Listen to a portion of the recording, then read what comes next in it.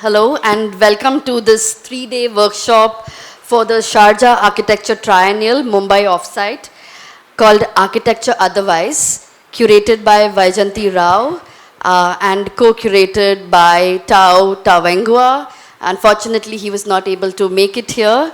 But I think this is an important collaboration for us at C. C, as we all know, School of Environment and Architecture is committed to questions of a relevant spatial practice that is embedded in questions of spatial justice. And I think this is why this kind of collaboration is really important for us, because Vaijanti's curatorial brief, I think, intersects very much with our interests here at C.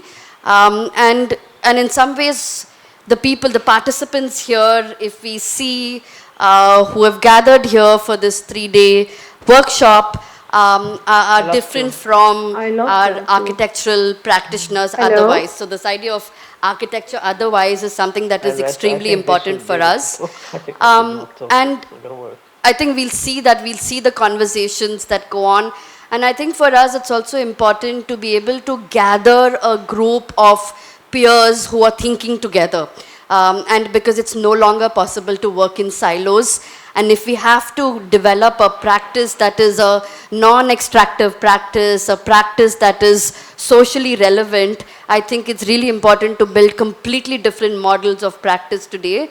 And we have the fifth year students here who have all just finished. There was a seminar that they ended their fifth year thesis with, where each one developed an original question on space.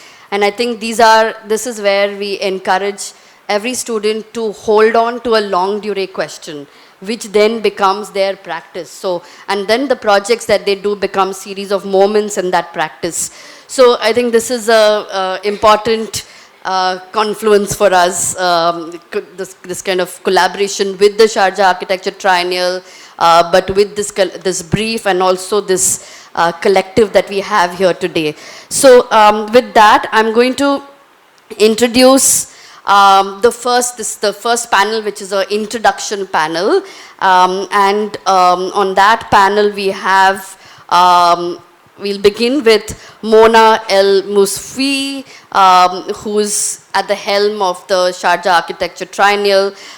She's the one who's really sort of spearheaded this entire effort here. And I'm just going to very quickly read her bio. So Mona El Musfi is an architect and the founder of Space Continuum, a research-based architecture practice that explores the relationship between space, shared social practice, and socio-cultural conditions. An advisor of the Sharjah Architecture Triennial, she was instrumental in founding the initiative in 2017. She also serves as an architectural consultant for the Sharjah Art Foundation, where she has worked on several projects, including successive editions of the Sharjah Biennial since 2005. El Musfi is currently engaged in various adaptive reuse projects, leading a team of architects at the Sharjah Art Foundation and the Sharjah Architecture Triennial. She designed the SAF art spaces in 2013, which was shortlisted for the 2019 Aga Khan Award. And I think her resume goes on. I think she's also previously taught at the College of Architecture, Art and Design at the American University of Sharjah. And I think as we'll see in this room here, everyone in this gathering here has committed to themselves to architecture, but more importantly to an architecture otherwise. So I think with that, I'm going to invite Mona to say a few lines about the Sharjah Architecture Triennial, the objectives, and why we are gathering here today. I hope Mona was able to hear that. Thank you so much for this introduction. Hello, good morning. Can you hear me? Yes, we can. Thank you. So I'm very pleased to meet you and really regret that I cannot join in person. So I look forward to the conversation we're going to have over the next 2 days. And I'm glad that my two colleagues, Sahel Abdel Latif, who's managing the public programming at SAT, and Fabia Muhammad, whose researcher and program coordinator are able to attend in person. So SAT has 25 very talented and dedicated team members. Can we have the next slide, Sahel? Organized into 5 units. Architecture led by Nihal Halimi, public program led by Sahel, Abdel Latif, research led by Sharmeen Inayat, communication graphic design led by Anam Lagari and Fermin Guerrero, and administration led by Ruwaida Badawiya. So I will begin by sharing a very brief history of the institution, the intention behind its formation, its core values and goals, and I'll describe then the cycle, programming cycle that we have, and talk about our 2 institutional venues.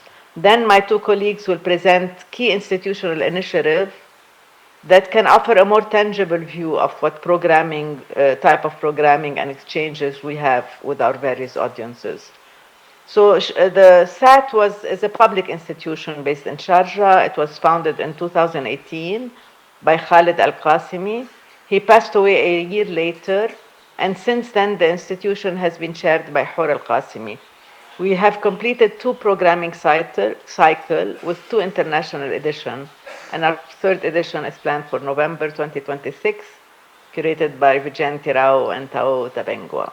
So the institution was founded with the intention to create a platform, really, that foster critical and pressing conversation and opening up to having multiple stakeholders and above all, an expanded view of architecture. So the region, and this is also why we're where we are today with you, extends for us from West Asia to South Asia, and from North Africa and to North and East Africa. So basically, this understanding of the region is based for us on historical and commercial exchanges that these areas have had with the Gulf. So in the UAE, the need for such conversation is very urgent in light of this very rapid and often very thoughtless urban development that has taken place, especially since the 90s. So our mission is to cultivate robust public programming that encourages cross-disciplinary dialogue around a broadened vision of architecture. So through diverse initiatives, we explore architecture's socio-environmental dimension, inviting engagement from local and regional stakeholders. Our Triennale edition, held every 3 years, convene global conversation with local and regional relevance. So the program strand through panels, exhibition, workshop tours, and film screening want to inspire and connect community because we believe in the transformative potential of public engagement in architecture. So the goal that SAT focuses on precise and interconnected aspect of social and environmental sustainability. We try to not be general, but have a examine specific aspect of these specific aspect of social and environmental sustainability. So it's achieved through programs and projects initiated by the team and with the support of our hyperlocal community, but also a whole range of stakeholders, including professional, academic, specialists, public sector representatives, and the general public. So our goals are to facilitate hyperlocal community exchanges. It's to foster city resident empowerment and participation, to promote resource conservation, upcycling, and adaptive reuse, and finally, to foster and support knowledge creation from the host city and the surrounding region. So the cycle, the institution follows a 3-year cycle. In the first year, we focus on the hyperlocal, as programming, I mean, the community living around our main venue, because we think that we want to give back to them what we thought the school represented for them in a way. And then a shift, year 2 is a shift toward a regional focus, and year 3 we start preparing the international edition. But more recently, we've extended our engagement with the hyperlocal community across the entire cycle. So we are also committed to ensuring that the knowledge that we create during each edition flows back to local audiences, and that the edition remain aligned with the institution goals and responsive to the host city. So each edition is developed through an invitation to a selected number of curators, accompanied by a brief that reflects the institution's outlook for that cycle. So the core program are architecture and program, public programming and exhibitions, and research and urban studios. So within each program, several projects are initiated. Later on, Sahil and Fabia will introduce the selection of these initiatives and the ones that are, we think, more relevant to our conversations today and tomorrow. We work very much like a startup in the sense that these units are not siloed. The project often bring together team members from multiple units depending on the project needs. And we actively support cross-unit collaboration, and some initiatives are developed jointly across units. Now I'll briefly introduce our venue before passing on the floor to Sahil. So our venues play a crucial role. I'll talk about venue and really adaptive reuse, the importance of adaptive reuse in our institution. So our venue really play a crucial role in grounding our activities. Through field research, the team identified 2 sites from Sharjah's 70s and 80s urban infrastructure. One is a school, Al Qasimiyya School, in one of the 70s and 80s neighborhood, Al Manakh neighborhood. And the second one is Al Jubail Market in Al Jubail neighborhood. So these venues are prototype of educational and food infrastructures, respectively, and they're leading example of 70s and 80s architecture in Sharjah and the wider Arab Emirates. Both structures had become obsolete and were at the risk of demolition. So we lobbied for their preservation because we believe that thoughtful adaptive reuse, particularly cultural or significant building, enriches the urban fabric, but also shapes the evolution of architecture thinking, we think. So our approach to adaptive reuse begins with a commitment to working with existing buildings rather than constructing ones. The 2 sites under the triennial care were fully decommissioned and abandoned before we intervened, ensuring that our work did not displace existing uses. Each structure carries a distinct urban history. Al Qasimiyya School functioned at a neighborhood scale.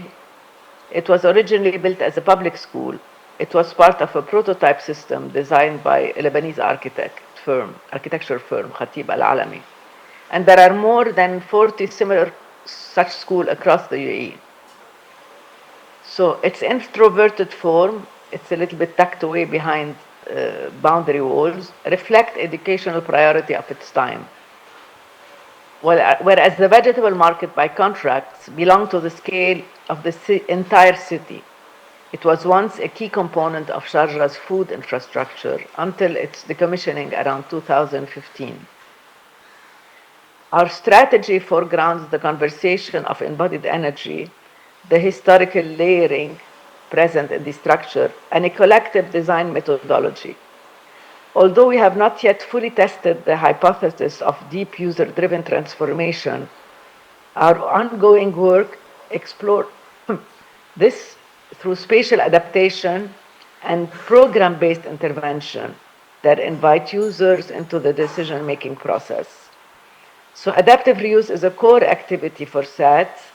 Currently, it's a spatial practice, but it's being developed into public programming because we'd like to share our institutional knowledge and foster urban architecture and technical conservation around adaptive reuse. So now my colleagues will present key institutional initiative.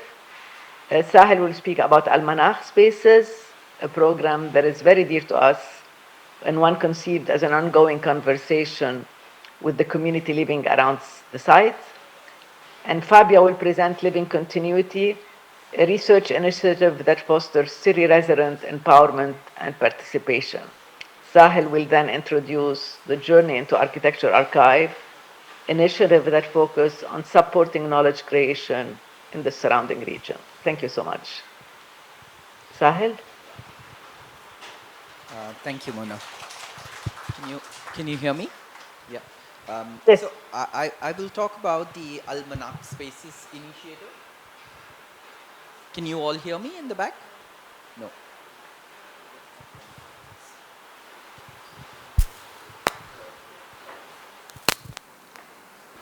Hello. Yeah.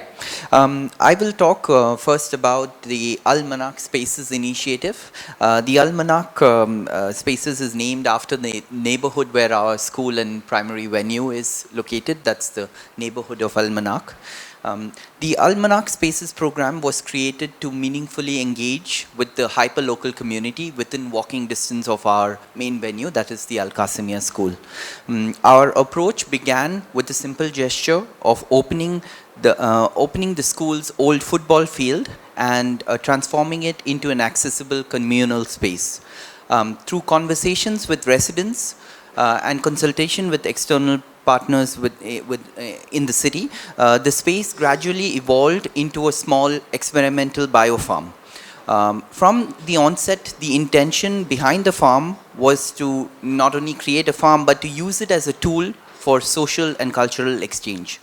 A welcoming place where neighbors would gather, share stories, pass on intergenerational knowledge, and feel a sense of belonging. Building an edible biofarm over the last 3 years also required us to consider how to cultivate sustainably in an urban context set within a very challenging environmental climate setting. But after around 2 years of planting, testing, and making sure that the farm was productive and safe to consume, earlier this year we started organizing a series of hands-on workshops.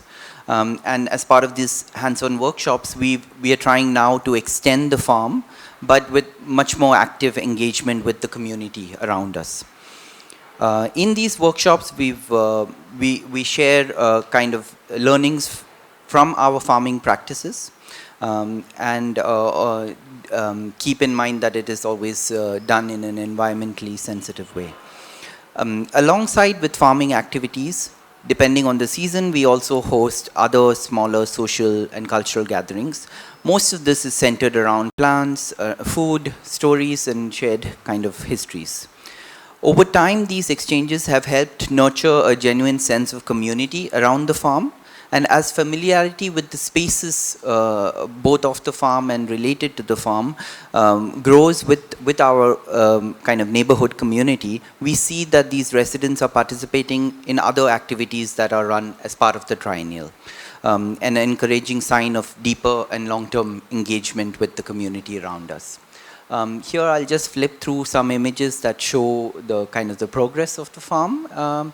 This was around 3 years back when we started. It was the old kind of football field, and through kind of permaculture, cultural practices, and kind of sustainable farming techniques, we've built a completely edible kind of biofarm over the last 3 years.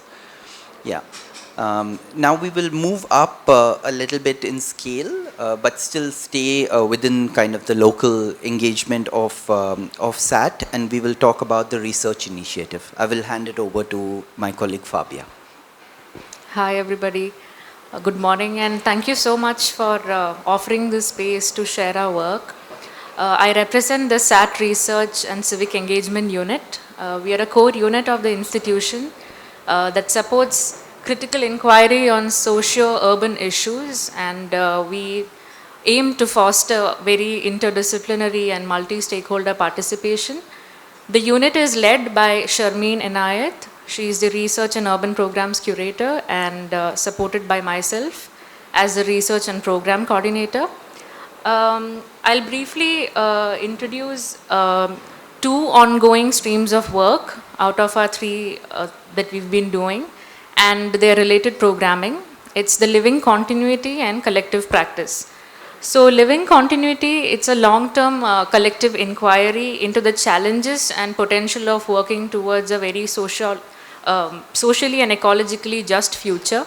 And we've just begun at the scale of a neighborhood. And over the past 4 years, our work has unfolded through seminars, workshops, an exhibition, and focus groups. So our seminar series, it began in 2022, and it contributes to this inquiry by convening discussions with scholars, researchers, and practitioners. And we invite them to share their insights on their work, whether through research, practice, or analysis, case studies, and observations, and to open space for dialogue, critique, and reflection with residents, students, and the wider public. And this line of inquiry continued the following year through an exhibition intended to share a series of commissioned research essays. We did this through roundtables, knowledge exchange, and interactive tools. Both our seminars and exhibitions were held in our second venue, which is the vegetable market. So this kind of allowed for a very open and accessible setting for wider public engagement.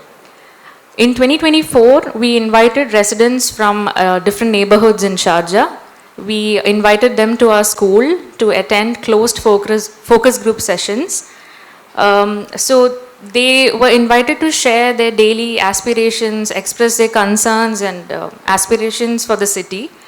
So across 4 facilitated sessions, participants reflected on their relationships to the neighborhoods through visual prompts and critical brainstorming activities.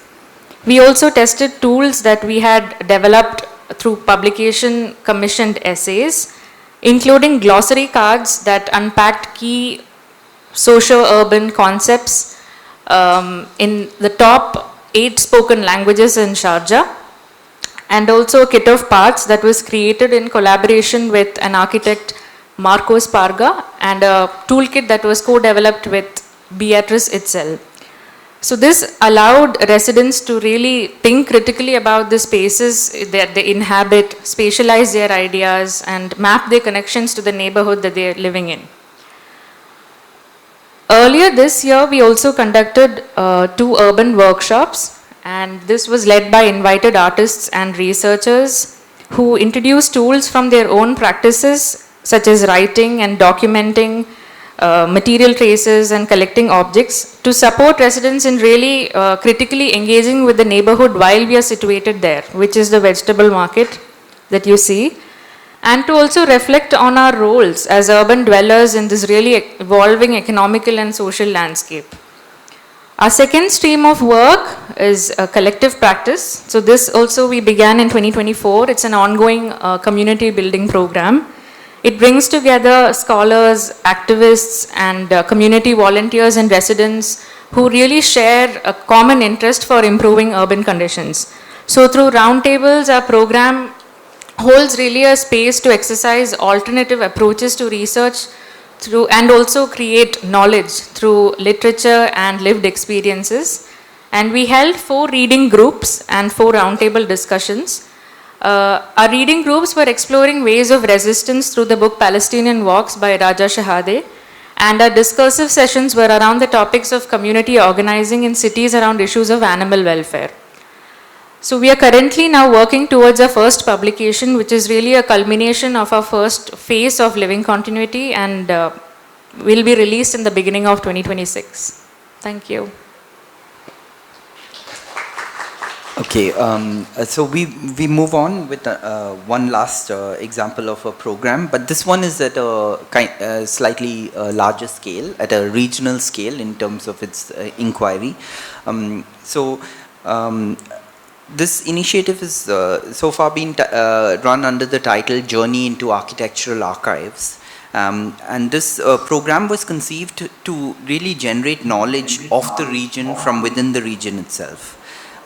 This, like many of the other programs, is imagined as a long-term initiative, and the program explores how architectural histories, often scattered across public and private collections, can be brought into conversations with one another to form a richer understanding of the built environment. So far, as part of this program, we've commissioned 2 exhibitions, and both of the first 2 exhibitions have been commissioned by Beirut-based architect and kind of professor George Arbit, who you see in this image. The first exhibition was presented at SAT in early 2023.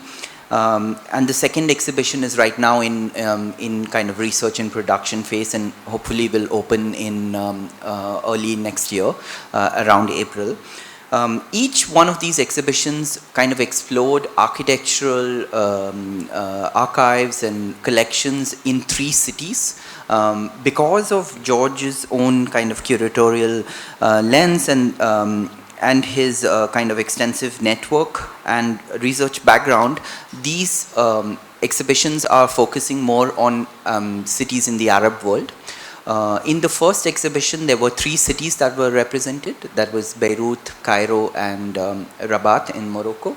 And in the next exhibition, which is right now being produced, we are looking at Baghdad, Damascus, and Tunis.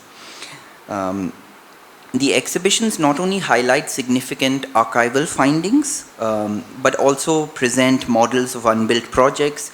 And also we commissioned, for each of the cities, we commissioned short documentary videos capturing interviews, site visits, and conversations with architects, archivists, and community members in each of these cities.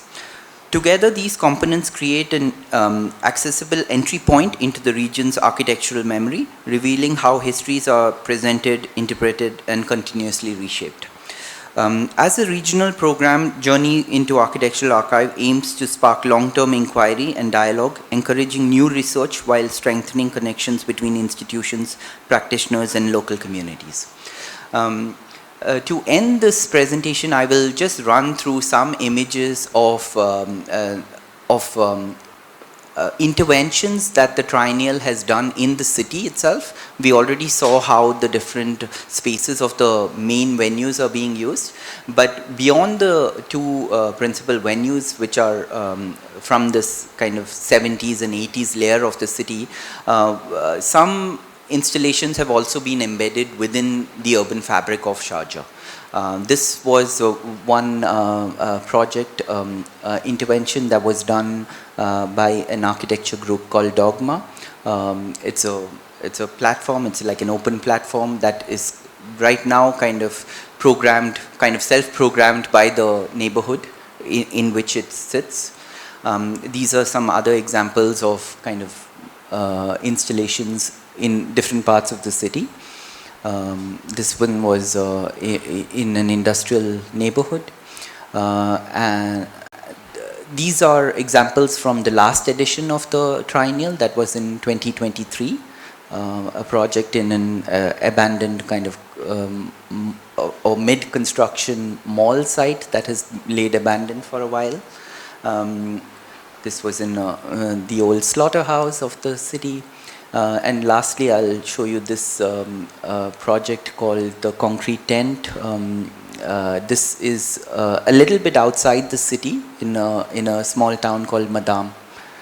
Yeah, these were just to show you some glimpses of how the Triennial has kind of occupied different parts of the city. I think with that, we conclude our section. Thank you very much. Thanks so much, Sahil and Fabia. So, just wanted to also say that Sahil and Fabia are importantly embedded in this triennial, but also have their own practices in urban research. And Sahil has been running this practice with some of his colleagues called the Three Flaneurs, and they've been seeing cities in completely new ways. Also, like this gathering, collecting other thinkers and other practitioners together to visit cities with. So I think with that I'm just going to move on to Vaijanti, who's the curator of the Triennial, and I'll just read out her bio a little bit, just so that people here know. So, Vaijanti is an anthropologist, writer, artist and curator currently teaching at the Yale School of Architecture. Her work focuses on the built environment and urbanism in India and the United States. She has published extensively on these subjects and currently serves as co-editor in chief of the journal Public Culture from the Duke University Press. Her curatorial projects include the exhibition Multiplicity as part of the Lisbon Architecture Triennial, Seeking Refuge and Making Home at the Center for Architecture in New York. She has participated as an artist at the Kochi Biennial, the Venice Architecture Biennial, the Chicago Architecture Biennial, and the Berlinale Film Festival. Her current projects include Beneath the Placid River, a film installation and lecture performance developed in collaboration with filmmaker Kush Badwar. So with that, I'm going to invite Vaijanti to say a few lines about the curatorial brief and again also what is expected of this gathering today.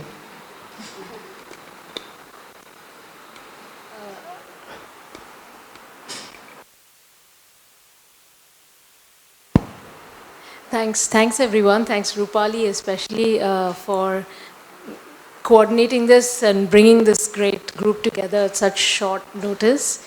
And also thanking all of the other members of C, many of whom I've known personally for decades and who are here today. It's really amazing to be back in this space with all of you. I followed the development of C from a distance, and you also saved me from being entombed by my books because I was able to donate them to your library when you just started the... This library was made with Vaijanti's book. Yes. So appropriately an architectural metaphor of being entombed, right? So one of those... so I want to just say briefly that, I preface every one of my introductions by saying that I'm not an architect. But through close association with architects, with a sort of anthropological participant observation methodology, I do understand how difficult this role is in the sense of the different places within which, or the different types of knowledge and activity that role calls upon. Just fortuitously, thanks to social media, I found this great conversation of Professor Punde, who's part of your faculty, and this great quote that prefaces his talk, in which he says, the new architect must be an environmental thinker, a social listener, a technological innovator, and an ethical actor. I'll also add, an expert in law and policy and all kinds of other things. So it's definitely a tall order, being an architect, and I think in some sense I would say architecture is everywhere and it's in everything in many ways, from the ways in which we inhabit our bodies to the ways in which we understand what is within and what is outside of our bodies as space, right, as the kind of point of being itself. However, the profession or the professionalization of architecture, indeed, one of the moves that it makes is to disembed, architecture from all of these kinds of relationships. And the format of the exhibition is something that's been of very particular interest to me because of the ways in which the idea of exhibition and exhibitionism is part of that disembedding process. So what is when architecture is seen through this lens of visual objects within a certain field that call attention to themselves as in many ways as being as non-living objects, right? That's when it kind of gets hairy and murky, and this role that the architect plays in producing those objects then starts to kind of feel a bit shaky and questioning one's own purpose of what one is doing as an architect. So, and again, I want to say that, you know, thinking about the exhibition and architecture through its very, very tight connection, as a profession, I should add, through its tight connection with exhibitionism, is also, and breaking that open would be one of the objectives of the triennial. And in that sense, it also is about questioning the professionalization and its of architectural practice, and sort of removing it from its connection to a sense of an office that brings together a patron, a client, and a site, as if these are, you know, different entities. However, in practice, they start to get, you know, very complicatedly entangled. So, in that sense, all of the conversations that will happen in the next day and a half are really inviting practitioners who have stepped away from this format of the office and are in some ways are thinking of themselves as self-authorized patrons, as part of the clientele, so to speak, right? When you are embedded in a community, in whatever capacity, of course, you know, all of us in this room as a part of academic practice are also always going to be outsiders. And in my case in particular, I'm like doubly, triply, quadruply outside, because though I grew up here in Mumbai, I've spent most of my adult life in the United States, not really belonging. And then, you know, as an anthropologist, one is always a guest somewhere, particularly in your site of field. And then I very naively assumed that as I was going to think about Mumbai as one of my field sites, that would sort of lessen that friction. Indeed, it did not. And not only did it not, but also introduced another thing that I think is very important for architectural practice or academic practice to think about, which is the role of time. And as an older person, or possibly the oldest in this room currently, I can say that, you know, there's a whole set of, I think, values that begin to appear more clearly as you, you know, as you sort of continue practicing this embedded, disembedded sort of in this manner. So I'm supposed to talk about the curatorial brief as well. The title of the edition, Architecture Otherwise, was in many ways it was suggested by a quote that a mentor of mine, a joke actually, he would sometimes say that, you know, some are wise and some are otherwise. And I always sort of thought about that line because, you know, it really spoke to me as an outsider to constantly question the wisdom that we are being imparted through academia, through pedagogy, and through our practices of, you know, this weird kind of inside-outside relationship that we have with our sites. And with that said, you know, as I said, the aim of this edition of the triennial is to really participate, first of all, in some of these initiatives that Sahil and Fabia have spoken about. That is to embed the triennial in its local context. At the same time, stepping away for a moment from the critique of exhibition as trade show, so to speak, which is what you might encounter in place like Venice.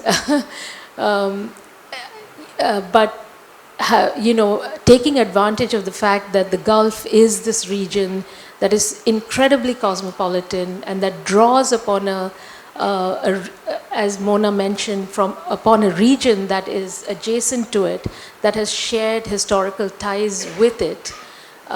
So one of the goals of the edition is to embed or to bring the triennial into local engagement. The exhibition into a very local participatory mode.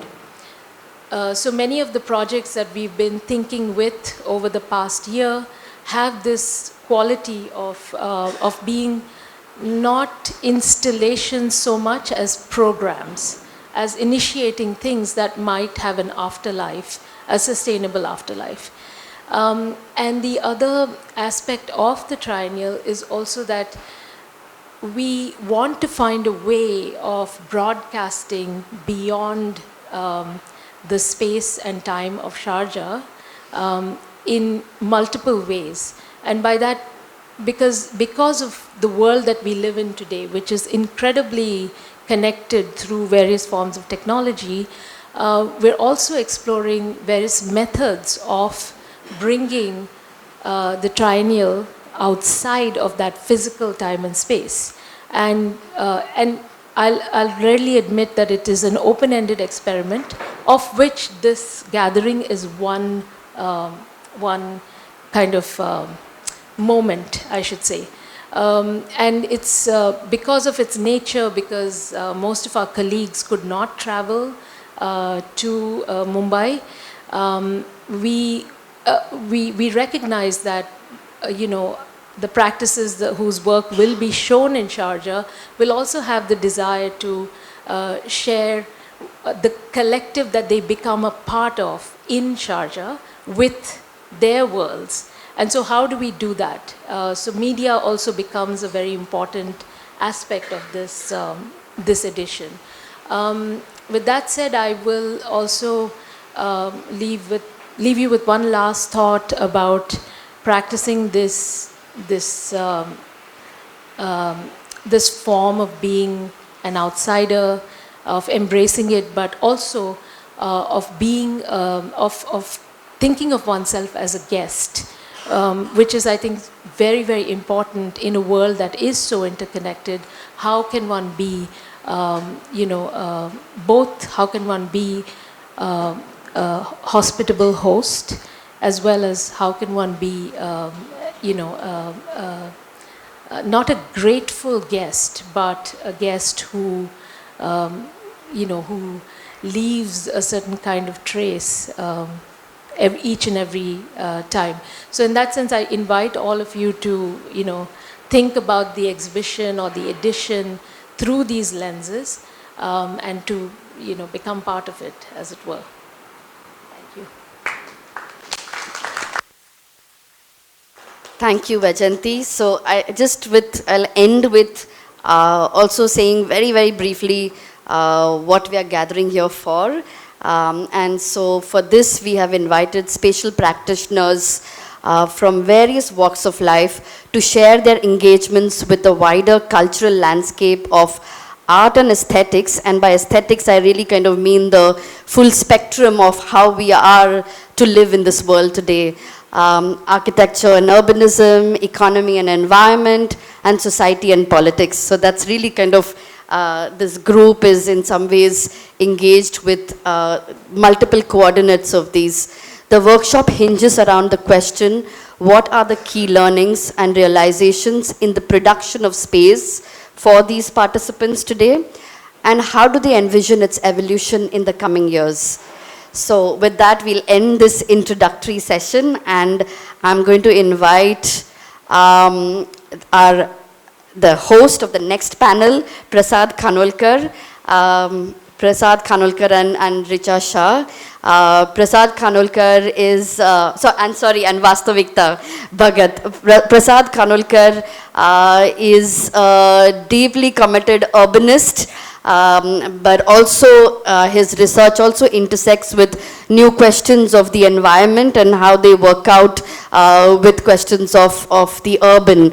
And so he's doing some really interesting work with his own research, but also working with students on this question. Vastavikta is also interested in questions of the urban, but she brings an artistic inquiry with new kinds of drawings and a deep practice of archive building. So with that, I'm going to invite these two to host the next panel.